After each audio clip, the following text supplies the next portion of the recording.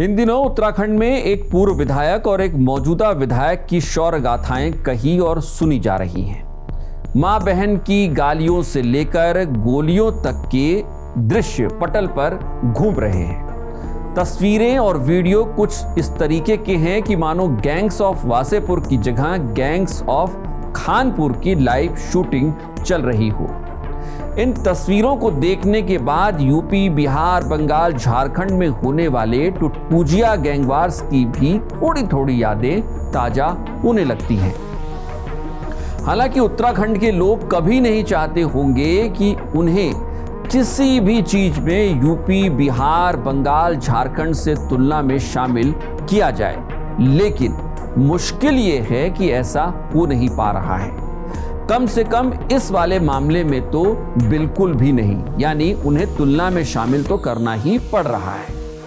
वैसे इस पूरी कहानी में दो अहम किरदार हैं। एक का नाम प्रणव सिंह, जो अपने नाम के आगे कुंवर लगाते हैं और अपने नाम के पीछे चैंपियन।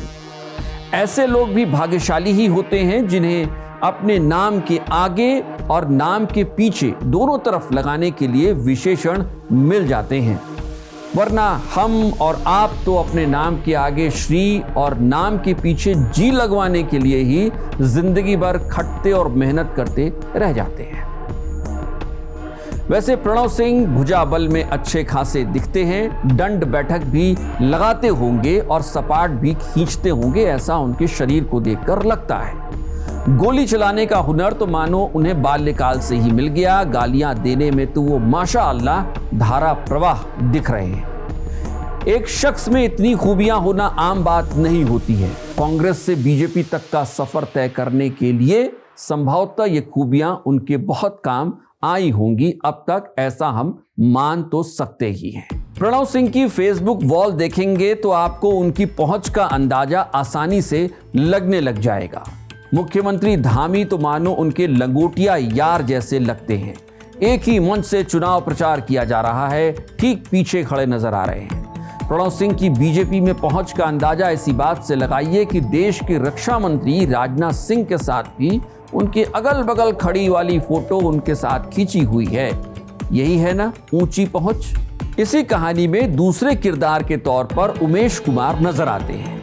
उमेश कुमार पत्रकार रहे हैं और इन दिनों उसी खानपुर इलाके से निर्दलीय विधायक के तौर पर जीते हुए, जहां कभी प्रणव सिंह जीता करते थे। जाहिर है कि प्रणव सिंह से उमेश कुमार की सियासी अदावत तो होगी ही।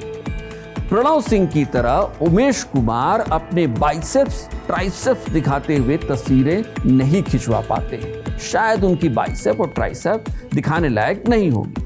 हाँ, उनकी फेसबुक वॉल पर स्थानीय लोगों के साथ चाय नाश्ता करते हुए तस्वीरें खासी दिख जाती हैं। उमेश कुमार को भी अपने इर्द गिर्द बंदूकधारियों को खड़ा किए रहने का शौक भी नजर आता है।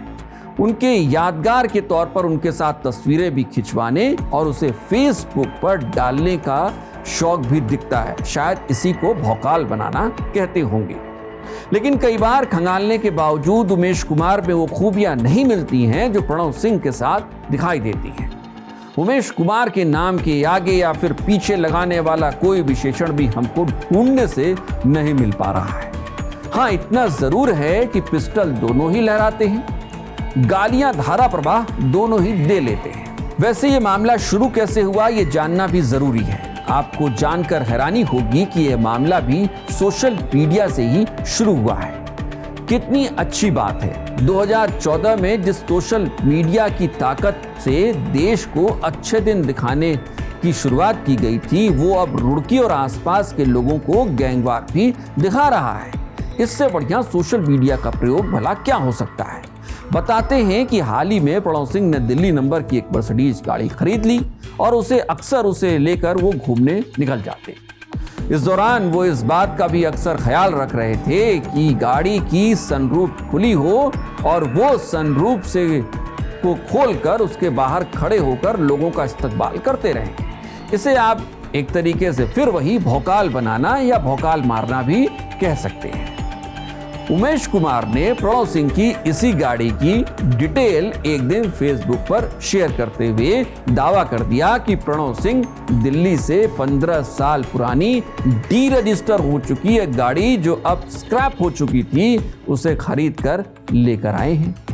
आपको बता दें कि दिल्ली में 15 साल के बाद वाहन की उम्र सीमा खत्म हो जाती है और उसे स्क्रैप पॉलिसी के तहत खत्म कर दिया जाता है। ऐसे में ये गाड़ियां बेहद औने पौने दाम पर बेच दी जाती हैं जो अन्य राज्यों में चलती हैं। बताते हैं कि प्रणव सिंह को यह बात इतनी चुभ गई कि उन्होंने उमेश कुमार के खिलाफ उनके परिवार को लेकर ऐसी टिप्पणियां कर दी जो न तो राजनीतिक मर्यादा में आती है और न ही सामाजिक रूप से स्वीकार्य हो सकती है। प्रणव सिंह की इसी टिप्पणी से बात इतनी बिगड़ी कि उमेश कुमार उनके घर पर पहुंच गए। न सिर्फ पहुंचे बल्कि फेसबुक लाइव कर आमने सामने आने की चुनौती भी दे डाली। इस घटना के बाद प्रणव सिंह ने प्रतिक्रिया दी और वो खानपुर विधायक उमेश कुमार के घर पर पहुंच गए। उमेश कुमार ने फेसबुक लाइव किया तो प्रणव सिंह ने पिस्टल से कई राउंड फायर करके अपनी बादशाहत दिखाने की कोशिश कर दी। मां बहन की गालियां और कई राउंड गोलियां चलाने के बाद प्रणव सिंह अपना काफिला लेकर चलते बने। इसके बाद फिर एक बार उमेश कुमार सीन में आए और 70 के दशक के एंग्री यंग मैन वाले अवतार में पिस्टल लहराते हुए प्रणव सिंह को जवाब देने निकल पड़े। हालांकि पुलिस वालों ने उन्हें रोक लिया।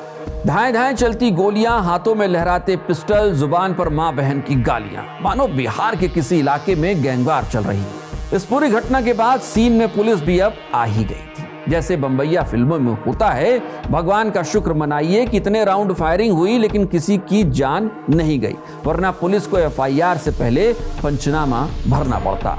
इधर पुलिस प्रणव सिंह के आगे पीछे दौड़ती रही और मिन्नतें करती रही कि आप उन्हें किसी तरीके से इस बात के लिए मना लीजिए कि वो गिरफ्तार होने का दिखावा तो कर सके। शायद पुलिस वालों ने भी प्रणव सिंह की फेसबुक वॉल पर पड़ी तस्वीरें चेक कर ली होंगी, वरना क्या जरूरत थी कि प्रणव सिंह को थाने में किसी वीआईपी की तरह ट्रीट किया जा रहा होता। फिलहाल इस वाक्य के बाद प्रणव सिंह 14 दिनों की जेल काट रहे हैं और उमेश कुमार को बेल मिल गई है। उधर इतने राउंड की फायरिंग के बाद हरिद्वार के अधिकारियों को याद आया कि प्रणव सिंह के घर में थोक के भाव असलहों के लाइसेंस हैं। लिहाजा डीएम साहब ने आनंद फानंद में प्रणव सिंह, उनकी पत्नी और उनके बेटे के शस्त्र लाइसेंस रद्द करने का आदेश जारी कर दिया। हालांकि इसी बीच ये सवाल पूछा जाना चाहिए कि एक ही घर में इतने शस्त्र लाइसेंस देने की जरूरत क्या थी? क्या कोई वर्ल्ड वॉर होने जा रही थी?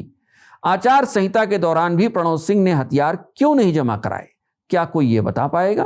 इधर जब उमेश कुमार के शस्त्र लाइसेंस को भी रद्द कराने की बात चलने लगी है तो सवाल ये कि उन्होंने भी अपना असलहा आचार संहिता में क्यों अपने पास रखा हुआ था। सवाल उमेश कुमार के साथ भी वही जुड़ते हैं। वैसे इस पूरे घटनाक्रम में अब जातिवाद की एंट्री भी हो गई है। खुद को गुर्जरों का नेता मानने वाले प्रणव सिंह और उनकी पत्नी ने गुर्जरों को एकजुट करना शुरू कर दिया है। संभवतः उत्तराखंड की राजनीति में पहली बार ऐसा हो रहा होगा कि किसी ऐसे नेता के लिए जो जेल में बंद है उसके लिए गुर्जरों का जुटान करने की कोशिश हो रही है। क्या अब उत्तराखंड में भी बिहार और यूपी की तरह जातिगत राजनीति का द्वार खुले तौर पर खोल दिया गया है? ये बड़ा सवाल है। क्या जेल में बंद किसी पूर्व विधायक का ये महिमा मंडन नहीं है? क्या बीजेपी की सरकार या फिर हरिद्वार पुलिस ये सब होता देखती रहेगी? क्या इसे रोकने की कोई कोशिश होगी? उधर उमेश कुमार ने भी सर्व समाज की महापंचायत का ऐलान कर यह साफ कर दिया है कि वो भी प्रणव सिंह से राजनीतिक रूप से कमजोर नहीं है। ईंट का जवाब पूरा ईंट से दिया जाएगा। वैसे प्रणव सिंह के साथ बीजेपी के नेता जिस तरीके से राजनीतिक मंच साझा करते रहे हैं उसे देखकर ये लगता नहीं है कि प्रणव सिंह को लेकर बीजेपी के माथे पर कोई शिकन है भी। ये वही प्रणव सिंह है जिन पर एक बार पहाड़ियों को गाली देने का आरोप भी लगा था। वैसे बड़े नेता हैं तो आरोप वगैरह तो लगते ही रहते हैं। वैसे भी बीजेपी को आरोपों वाले नेता खासे पसंद है, वो चाहे प्रणव सिंह हो या फिर मुकेश बोरा हो या फिर कोई और। वैसे काम उमेश कुमार ने भी कोई दीद के लायक तो किया नहीं है। आप इस पूरे घटनाक्रम को उत्तराखंड के लिहाज से कैसे देखते हैं? आप हमें कमेंट करके बता सकते हैं। क्या राज्य में विधायकों और पूर्व विधायकों का इस तरीके से खुलेआम फायरिंग करना और गालियां देना राज्य की राजनीतिक परंपरा को कलंकित करता है? सवाल ये भी है कि क्या ऐसे ही जनप्रतिनिधियों के लिए इस राज्य का निर्माण किया गया था?